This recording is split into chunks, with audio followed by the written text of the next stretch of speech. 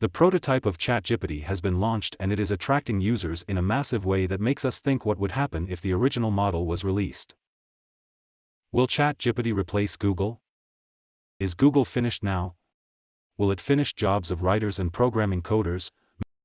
Many questions are raising, and it is a hot topic all over the internet.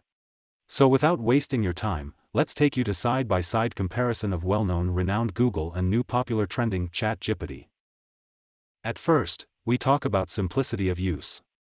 Here in ChatGPT, we ask a query. What it does is answer our question in a direct and simple way in just one click.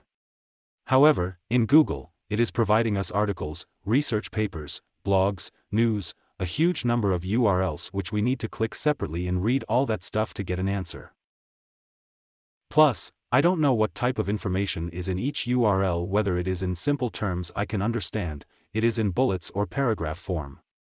But in ChatGPT, we can give specific instructions like give me above information in bullets. The second factor we talk about is in-depth learning. We can use Google for in-depth learning but not ChatGPT because of third factor, which is information authenticity. For now, ChatGPT is not providing us any citations or references, but Google does. Coming to fourth factor, which is visual representation. ChatGPT cannot provide photos, images, and graphics, which play a very useful and important role in learning.